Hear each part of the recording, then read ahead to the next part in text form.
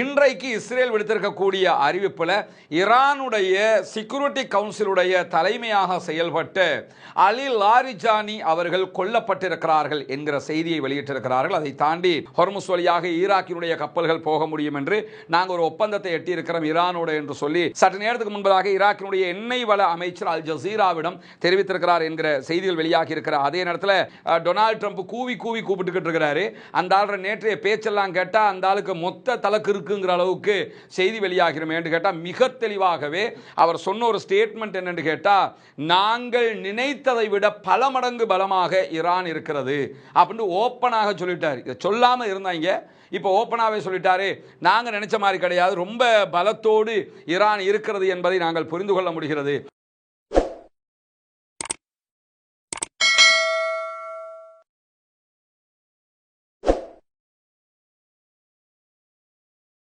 அன்றைக்கினிய சகோதர சகோதரிகளே, நம் அனைவர் மீதும் ஏக இறைவனுடைய அமைதியும் கருணையும் உண்டாகட்டுமாக என்கிற உயரிய பிரார்த்தனைகளோடு தொடர்ச்சியாக மத்திய கிழக்கு ஒரு பதட்டமான சூழலில் இருப்பதை நமக்கெல்லாம் தெரியும். கடந்த 2 ஆண்டுகளுக்கு மேலாக காசாவில் இஸ்ரேலிய ஆக்கிரமிப்பு ராணுவம் ஒரு பாரிய யுத்தத்தை நடத்தி வந்து அது யுத்த நிறுத்தமாக மாற்றப்பட்டு இன்றோடு 158வது நாளாக இருக்கக்கூடிய தருணத்தில் இஸ்ரேலும் அமெரிக்காவும் சேர்ந்து ஈரான் மீது மிக பாரிய தாக்குதல்களை நடத்தி கொண்டிருக்கிறது.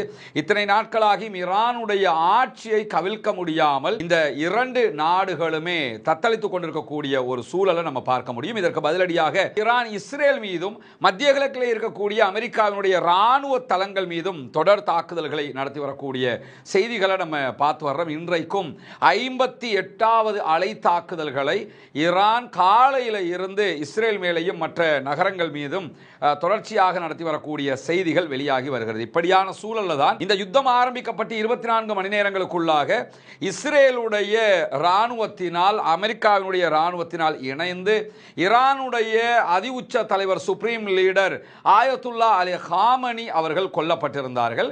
அதை தொடர்ந்தும் பல தாக்குதல்களை ஈரானுடைய தலைமைகளை இலக்கு வைத்து இஸ்ரேல் நடத்தி வரக்கூடிய சூழல்ல இன்றைக்கு இஸ்ரேல் விடுத்திருக்கக்கூடிய அறிவிப்பில் ஈரானுடைய செக்யூரிட்டி கவுன்சிலுடைய தலைமையாக செயல்பட்ட அலி லாரிஜானி அவர்கள் கொல்லப்பட்டிருக்கிறார்கள் என்கிற செய்தியை வெளியிட்டிருக்கிறார்கள். அதை தாண்டி ஃபாசிஜ் என்கிற அவர்களுடைய சுய விருப்பத்தின் பேர் இணையக்கூடிய ஒரு தன்னார்வ இராணுவம் இருக்கிறது. அந்த இராணுவத்தினுடைய தளபதி அவர்களும் கொல்லப்பட்டிருக்கிறார்கள் என்கிற செய்திகளை இன்றைக்கு இஸ்ரேல் வெளியிட்டிருப்பதை நம்ம பார்க்க முடியும். இஸ்ரேலிய ஆக்கிரமிப்பு இராணுவம் இன்றைக்கு இது தொடர்பாக அந்த செய்தியை நாங்கள் அமெரிக்காவோடு பகிர்ந்து கொள்கிறோம் என்கிற விதமான ஒரு புகைப்படத்தையும் பெஞ்சமின் நெத்தன்யாகு யாரோடையோ கால் பேசுகிற மாதிரியான செய்திகளோடு வெளியிட்டிருக்கிறார்கள். இது இன்றைக்கு இஸ்ரேலிய ஆக்கிரமிப்பு இராணுவம் வெளியிட்டிருக்கக்கூடிய புகைப்படமாக இருக்கிறது. பெஞ்சமின் நெத்தன்யாகு செத்துட்டாரு, அவர் கிடையாது, அது ஏஐ என்றெல்லாம் செய்திகள் தொடர்ந்து ஸ்ப்ரெட் ஆகி கொண்டிருக்கக்கூடிய நேரத்தில் சோசியல் மீடியாவில் அவர்கள் நாங்கள் உயிரோடு தான் இருக்கிறோம் என்கிற விதமாக இந்த செய்திகளை சொல்லிக் கொண்டிருக்கிறது நம்ம பார்க்க முடியும். அந்த அடிப்படையில் இன்றைக்கு இஸ்ரேலிய ஆக்கிரமிப்பு இராணுவம் வெளியிட்டிருக்கக்கூடிய ஒரு புகைப்படமாக அல் ஜசீராவும் இதை வெளியிட்டிருப்பதை நம்ம பார்க்க முடியும். இப்படியான சூழல் தான் இன்றைய நாளில் அலி லாரிஜானி அவர்களும் ஃபாசிஜ் படைப்பிரிவினுடைய தளபதியாக செயல்பட்டு கொண்டிருந்த குலாம் ரஸா சுலைமானி அவர்களும் கொல்லப்பட்டிருக்கிறார்கள் என்கிற செய்திகள் வெளியாகி இருக்கிறது. இந்த செய்திகளை பொறுத்தவரை நேற்று இரவு ஈரானுடைய தலைநகர் தெஹரான் மேலே பலத்த வான்வழி தாக்குதல்களை இஸ்ரேல் நடத்தி கொண்டிருந்ததாகவும் அந்த தாக்குதல்களுக்கு மத்தியில் தான் இவர்களுடைய இருப்பிடங்கள் மீதும் தாக்குதல்கள் நடத்தப்பட்டதாகவும் இந்த செய்திகள் தெரிவிக்கிற அதே நேரத்தில் லாரிஜானியினுடைய மரணத்தை இஸ்ரேலுடைய பாதுகாப்பு அமைச்சர் இஸ்ரேலி காட்ஸ் உறுதிப்படுத்தி இருக்கிறார் என்கிற செய்திகளையும் இன்றைக்கு எல்லா ஊடகங்களும் வெளியிடுவதை நீங்கள் பார்க்க முடியும். அல் ஜசீரா தொடர்ந்து இது ஒரு பிரேக்கிங் நியூஸாகவே காட்டிக் கொண்டிருக்கக்கூடிய சூழலில் ஈரானில் நடந்த படுகொலைக்கு பிரதமர் பெஞ்சமின் நெத்தன்யாகு ஒப்புதல் அளித்திருக்கிறார், அதற்கான ஆதாரம் இதுதான் என்று சொல்லி ஏற்கனவே நம்ம காட்டின புகைப்படத்தையும் அவர்கள் வெளியிட்டிருப்பதை நம்ம பார்க்க முடியும். தெஹரானில் இருக்கக்கூடிய ஒரு ரகசிய குடியிருப்பில் தான் லாரிஜானி இருந்த நிலையில் அவர் கொல்லப்பட்டிருக்கிறார் என்று சொல்லி இஸ்ரேலுடைய ஒரு மூத்த இஸ்ரேலிய அதிகாரி கூறியதாக இஸ்ரேலுடைய சேனல் 12 வெளியிட்டிருக்கக்கூடிய செய்தியில் நம்ம பார்க்க முடியும். எனவே திட்டமிட்டு அவருடைய நகர்வுகளை எல்லாம் கண்காணித்து தான் இந்த தாக்குதல் நடத்தி இருக்கிறோம் என்று சொல்கிறது இஸ்ரேல் தரப்பு. அதற்கான ஒரு காரணமும் இருக்கு என்னன்னு கேட்டால், ஆயத்துல்லா அலி ஹாமனியை கொன்னுட்டோம் என்று சொல்லி பெரிய வீரம் பேசினாலும் ஈரானை இதுவரைக்கும் வீழ்த்த முடியாமல் இருக்கிறது. ஏன்னா ஈரானுடைய தளபதிகள் எல்லாம் சர்வசாதாரணமாக ரோட்டுக்கு வர்றாங்க என்கிற விதமாக இஸ்ரேலுக்குள்ள ஒரு பெரிய குழப்பமே ஏற்பட்டு கொண்டிருந்த நிலையில தான் இந்த தாக்குதல் நடத்தப்பட்டிருக்கு. ஏன்னா கடந்த சில நாட்களுக்கு முன்பதாக பாலஸ்தீனத்திற்கு ஆதரவாக சர்வதேச குதுஸ் தினம் கொண்டாடப்பட்டது. அந்த குதுஸ் தினத்தில் நடைபெற்ற பேரணியில் ஈரானுடைய சுப்ரீம் கோர்ட் ஜட்ஜி வந்திருந்தாங்க. அதே போன்று ஈரானுடைய வெளியுறவு ஃபாரின் மினிஸ்டர் அப்பாஸ் அராக்சி வந்திருந்தார்.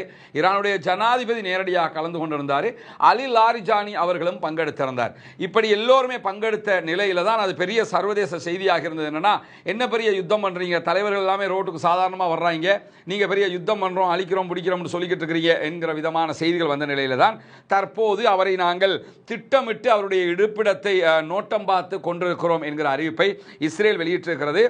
ஞாயிற்றுக்கிழமை அல்லது திங்கட்கிழமைக்குள்ள அலி லாரிஜானி மேல தாக்குதல் நடத்த வேண்டும் என்பதுதான் இஸ்ரேலுடைய திட்டமாக இருந்ததாகவும், ஆனால் கடைசி நிமிடத்தில் அந்த திட்டத்தை ஒத்தி வைத்திருந்த நிலையில தான் திங்கட்கிழமை காலையிலேயே அவங்களுக்கு ஒரு உளவு தகவல் கிடைக்கிறது. என்ன உளவு தகவல் என்று சொல்லி சொன்னால், அலி லாரிஜானி அவங்க வீட்டில் இல்லை, அவர் தனக்கு சொந்தமான ஒரு ரகசிய குடியிருப்புக்கு போய்கிட்டு இருக்கிறாரு என்கிற தகவல் கிடைத்ததாகவும், கிடைத்த உடனேயே அதன் மீது தாக்குதல் நடத்தி இருக்கிறோம் என்கிற செய்திகளைத்தான் இன்றைக்கு இஸ்ரேல் வெளியிட்டிருக்கிறது. அலி லாரிஜானி அவர்களும் அவருடைய மகனும் ஒரு வெஹிக்கிளில் போய்கொண்டிருக்கும் போது அவர்களுடைய அந்த வீட்டு வளாகத்துக்குள்ள வைத்துத்தான் இந்த தாக்குதல்கள் நடத்தப்பட்டதாக இஸ்ரேல் இன்றைக்கு வெளியிட்டிருக்கக்கூடிய செய்திகளில் சொல்லியிருக்கிறது. மட்டுமல்லாமல் ஃபாசிஜ் படைப்பிரிவினுடைய தளபதி அவர்களும் இதிலே கொல்லப்பட்டிருக்கிறார்கள், குலாம் ரெசா சுலைமானி அவர்களும் கொல்லப்பட்டிருக்கிறார்கள் என்கிற செய்திகள் வெளியாகி இருக்கிறது. லாரிஜானிடமிருந்து இதற்கு மாற்றமாக ஒரு அறிவிப்பு வெளியிடப்படும் என்கிற செய்திகளை ஈரானுடைய மெஹர் நியூஸ் ஏஜென்சி வெளியிட்டிருந்துச்சு. வெளியிட்ட மாதிரியே இன்றைக்கு ஈரானுக்குள்ள கடற்படை வீரர்களுடைய இறுதிச் சடங்குகள் நடைபெற்று வருகிறது. அவருடைய ஜனாசாக்களை அடக்கம் செய்கிற நிகழ்வுகள் நடைபெற்று வருகிறது. அந்த நிகழ்வுகள் தொடர்பாக, அதாவது இலங்கை உள்ளிட்ட பல பகுதிகளிலையும் கொல்லப்பட்டாங்களா இல்லையா அவருடைய கடற்படை வீரர்கள், கொல்லப்பட்டவர்களுக்கான இறுதிச் சடங்கு தான் நடைபெற்று வருகிறது. அந்த இறுதிச் சடங்குல அலி லாரிஜானி அவங்க பங்கேற்பதாக இருந்தது. ஆனால் அவர் அதில் பங்கேற்காத நிலையில தான் அவர் அந்த கடற்படை வீரர்களுடைய இறுதிச் சடங்குகளுக்கு முன்னதாக அவர்களை கௌரவிக்கும் விதமாக ஒரு செய்தியை வெளியிட்டிருந்தார் தன்னுடைய எக்ஸில். அந்த செய்தியில் உங்களுடைய தியாகத்தினால எங்களுடைய நாடு மேலும் வளர்ச்சி அடையும், முன்னேறும் என்கிற விதமாக எழுதியிருந்தார். அதுதான் இந்த செய்தி. அலி லாரிஜானி அவருடைய எக்ஸ் பக்கம் தான் இது. அபிஷியலாக அதில் தான் இந்த செய்தி வெளியிடப்பட்டிருக்கு. ஆனால் இது கடற்படை வீரர்களுடைய நேவி கமாண்டர்ஸ் உடைய மரணம் தொடர்பான ஒரு செய்தியாக இருக்கிறது. இவருடைய மரண செய்தி வந்ததுக்கு பிறகுதான் இந்த செய்தியை வெளியிடுறாங்க. மெஹர் நியூஸ் ஏஜென்சின்னு சொல்லியிருந்தாங்க. பிளஸ் அவருடைய அபிஷியல் எக்ஸ் பக்கத்திலையும் இது வெளியாகிறது. ஆனால் இந்த செய்தியில் அவர் கொல்லப்பட்டதாகவோ அது தொடர்பாக எந்த செய்திகளும் கிடையாது. இதுவரைக்கும் ஈரான் இந்த செய்திகளை உறுதிப்படுத்தலை. பட் என்னன்னா, பிற்பட்ட நேரங்களில் அவங்க அதை உறுதிப்படுத்துவதற்கான வாய்ப்பு இருக்கு. ஏற்கனவே ஆயத்துல்லா அலி காமனி கொல்லப்பட்ட நேரத்திலையும் ஈரானுடைய வெளிவிவகார அமைச்சர் ஃபாரின் மினிஸ்டர் என்ன சொன்னார்னா, இல்லை அவர் உயிரோடு இருப்பதற்கு வாய்ப்பு இருக்கிறது என்றெல்லாம் சொன்னார். ஆனால் பிற்பட்ட செய்திகள் அவர் கொல்லப்பட்டு விட்டார் என்பதை உறுதிப்படுத்தியது. அதே மாதிரி தற்போது அலி லாரிஜானி அவர்கள் கொல்லப்படவில்லை என்று எந்த இடத்துலையுமே ஈரான் சொல்லலை, கொல்லப்பட்டுட்டாங்கிறதையும் உறுதிப்படுத்தலை. சில மணி நேரங்களில் அதனை உறுதிப்படுத்துவதற்கான வாய்ப்புகள் இருக்கிறது என்பதைத்தான் நம்ம புரிந்து கொள்ள வேண்டியிருக்கு. இஸ்ரேலுடைய சேனல் 14 கருத்துப்படி குலாம் ரெசா சுலைமானியோடு சேர்த்து அவருடைய துணைப்படை தளபதி உட்பட மேலும் 10 ஃபசீஜ் அமைப்பினுடைய தளபதிகள் கொல்லப்பட்டிருக்கிறார்கள் என்கிற செய்திகளும் வெளியாகி இருக்கிறது. இந்த குலாம் ரெசா சுலைமானியை பொறுத்தவரையில் கிட்டத்தட்ட 6 ஆண்டுகளுக்கு மேலாக இவர்தான் இந்த ஃபசீஜ் என்கிற அமைப்பினுடைய தலைவராக இருக்கிறார். ஈரானுடைய இராணுவ கட்டமைப்பு பெரும்பாலும் 2ஆக இருக்கும். அதை 3ஆக நீங்க புரிஞ்சுக்கிறீங்க. ஒன்று, நாட்டை பாதுகாக்கிற இராணுவம், அது எல்லா நாட்டிலையும் இருக்கிற மாதிரி இராணுவம். அது ஈரானுடைய ஜனாதிபதிக்கும் பாராளுமன்றத்துக்கும் கண்ட்ரோல் ஆகுவாங்க. அதே நேரத்தில் ஈரானுடைய சுப்ரீம் லீடருக்கு கண்ட்ரோல் ஆகக்கூடியது IRGC என்கிற ஈரானுடைய புரட்சிகர காவலர் படைப்பிரிவு. அவங்க தான் இந்த தாக்குதல், அது யுத்தம் முழுக்க அவங்க தான் பண்ணிக்கிட்டு இருக்கிறாங்க. இவர்களுக்கு துணையாக இருக்கக்கூடிய ஒரு படைப்பிரிவு தான் இந்த ஃபசீஜ் என்கிற படைப்பிரிவு. இந்த படைப்பிரிவில் இணையக்கூடியவர்கள் தன்னார்வலராக இருப்பார்கள். ஒரு நாட்டில் இருக்கக்கூடிய ஒரு சமூக சேவை இயக்கத்தில் சேருவோமா இல்லையா, அந்த மாதிரி இந்த இராணுவத்தில் சேர்ந்து பயிற்சி எடுத்து யுத்தம் என்று வரும்போது அவங்க நாட்டுக்காக வேண்டியே வந்து போரிடுவார்கள். இவர்களுக்கு சேலரிகள் கிடைக்கிறதாக எந்த தரவுகளும் எங்கே இல்லை. கிடைப்பதற்கும் வாய்ப்பு இருக்கு இல்லாமல், ஆனால் சேலரி எடுக்கிற மாதிரியான தரவுகள் எங்கேயுமே ஆதாரபூர்வமாக பார்க்க முடியல. அவர்கள் தன்னார்வலர்களாக வந்து நின்று நாட்டுக்காக போராடக்கூடிய அமைப்பாகத்தான் பார்க்கப்படுகிறது. குறிப்பாக ஈரானுக்குள்ள நடைபெற்ற அந்த போராட்டங்களை அடக்குவதில் இவர்கள் தான் முன்னிலையில் நின்று நாட்டை வந்து ஒரு கட்டுக்கோப்பான இடத்துக்கு கொண்டு வந்தாங்க என்கிற செய்திகள் எல்லாம் வரக்கூடிய நிலையில தான் ஏற்கனவே இஸ்ரேல் ஈரானுடைய தாக்குதல் பட்டியலை அறிவித்தும் இருக்கிறது. அந்த பட்டியலில் இவங்க எல்லாம் இருக்கிறாங்க. இதற்கு மேலதிகமாக ஈரானுடைய ஜனாதிபதி மசூத் பெசக்ஷியனை கொல்லுவோம் என்று சொல்லிக் கொண்டிருக்கிறது இஸ்ரேல். அதே போன்று ஈரானுடைய பாராளுமன்ற சபாநாயகர் முகமது ஹலீபாப் அவர்களையும் கொல்லுவோம் என்று சொல்லிக்கிட்டு இருக்கிறாங்க.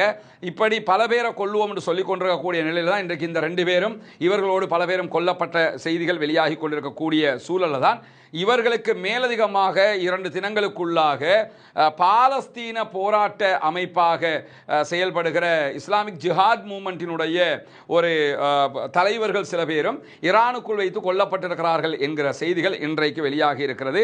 4 நாட்களுக்கு முன்பதாக கும் நகரத்தில் இருந்த இஸ்லாமிக் ஜிஹாத் அமைப்பினுடைய மிக முக்கியமான தலைவர்கள் ஒரு பங்கர் பகுதிகளில் ஒரு கூட்டம் போட்டிருந்த நேரத்தில் அவர்கள் மீது தாக்குதல் நடத்தப்பட்டது. அதிலே இஸ்லாமிக் ஜிஹாத் அமைப்பினுடைய ராணுவ பிரிவான அல் குதுஸ் படைப்பிரிவினுடைய தளபதி அக்ரம் அல் அசூரி அவர்களும் கொல்லப்பட்டிருக்கிறார்கள் என்கிற செய்திகள் வெளியாகி இருக்கிறது. அதே போன்று அந்த இயக்கத்தினுடைய முக்கிய தலைவராக செயல்பட்ட முகமது அல் ஹிந்தி அவர்களும் கொல்லப்பட்டிருக்கிறார்கள் என்கிற செய்திகள் வெளியாகி இருக்கு. இந்த செய்திகளை பொறுத்தவரையில் காசாவுக்குள்ள ஒரு பாரிய யுத்தம் நடைபெற்றது நமக்கு தெரியும். யுத்தத்துக்கு பிறகு தற்போது காசாவிலிருந்து யாரும் வெளியேற முடியாத அளவுக்குண்டான ஒரு நெருக்குவாரங்களும் இருக்கிறது. நோயாளிகள் வெளியே போறது வாரதே பெரிய சங்கடம் சிக்கலாக இருக்கக்கூடிய சூழல்ல இஸ்லாமிக் ஜிஹாத் மூவ்மெண்டினுடைய ராணுவ பிரிவாக இருக்கிற அல் குதுஸ் படைப்பிரிவினுடைய தளபதி தான் அக்ரம் அல் அசூரி அவர்கள்.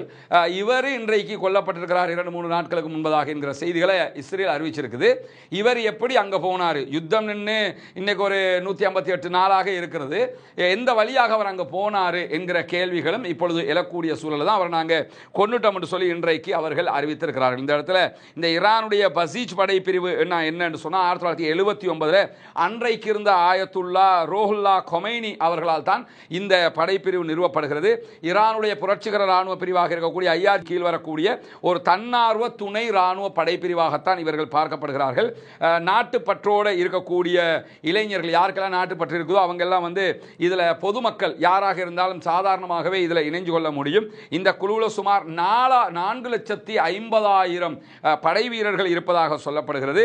இந்த ஃபசீஜுடைய வீரர்கள் பெரும்பாலும் ஏற்கனவே நம்ம சொன்ன மாதிரி போராட்டங்கள் நடக்கிற நேரத்தில் முன்னணியில் இவங்க களமிறக்கப்படுவார்கள் என்கிற செய்திகளும் வெளியாகி இருக்கக்கூடிய நேரத்தில் தான் ஈரானுடைய தலைநகராக இருக்கக்கூடிய தஹரான், அதே போன்று ஷிராஸ், தப்ரீஸ் நகரங்களில் இருக்கக்கூடிய ஈரானுடைய ஏவுகணை உற்பத்தி தளங்கள், அதே போன்று கட்டளை மையங்கள் மீதெல்லாம் வான்வழி தாக்குதல்களை நடத்தி இருக்கிறோம் என்றும் இஸ்ரேல் இன்றைக்கு அறிவித்திருக்கக்கூடிய செய்திகளை நம்ம பார்க்க முடிகிற நேரத்தில் ஈரானுடைய தெற்கு ஈரானில் இருக்கக்கூடிய பந்தர் அப்பாஸ் நகரத்தையும் நாங்கள் தாக்கி இருக்கிறோம் என்கிற செய்திகளையும் இன்றைக்கு இஸ்ரேலிய ராணுவம் வெளியிட்டிருப்பதை நம்ம பார்க்க முடியும். இப்படியான ஒரு சூழல்ல தான் விடிய காலை முதலாக புதிய வகை தாக்குதல்களை நடத்தி வருகிறோம் என்கிறது ஐஆர்ஜிசி. ஈரானுடைய ஐஆர்ஜிசி இஸ்ரேல் மீதும் பல நாடுகளுடைய அமெரிக்க தளங்கள் மீதும் தொடர்ந்து தாக்குதல்களை நடத்தி வருகிறார். இன்றைக்கு விடியற்காலை முதலாக இந்த தாக்குதல்கள் ஆரம்பிக்கப்பட்டிருக்கிறது என்கிற செய்திகளுக்கு மத்தியில் தான் ஹொர்முஸ் நீர்நிலை பிளாக் பண்ணப்பட்டிருக்கிறது. பல நாடுகளும் பெட்ரோல் இல்லாத பெரிய தட்டுப்பாட்டுக்கு தள்ளப்பட்டிருக்கக்கூடிய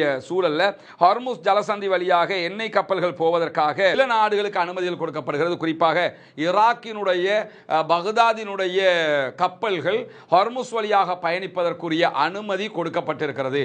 ஹொர்முஸ் வழியாக ஈராக்கினுடைய கப்பல்கள் போக முடியும் என்று நாங்கள் ஒரு ஒப்பந்தத்தை எட்டியிருக்கிறோம் ஈரானோடு என்று சொல்லி சற்று நேரத்துக்கு முன்பதாக ஈராக்கினுடைய எண்ணெய் வள அமைச்சர் அல் ஜசீராவிடம் தெரிவித்திருக்கிறார் என்கிற செய்திகள் வெளியாகி இருக்கிற அதே நேரத்தில் தெஹ்ரானிடமிருந்து கப்பல்கள் செல்வதற்கான அனுமதி எங்களுக்கும் கிடைத்திருக்கிறது என்று துருக்கி அதே போன்று இந்தியாவும் அறிவித்திருக்கக்கூடிய செய்திகளை ப்ளூம்பர்க் செய்தி நிறுவனம் வெளியிட்டிருப்பதை அல் ஜசீராவும் கோடிட்டு காட்டியிருக்கிறது.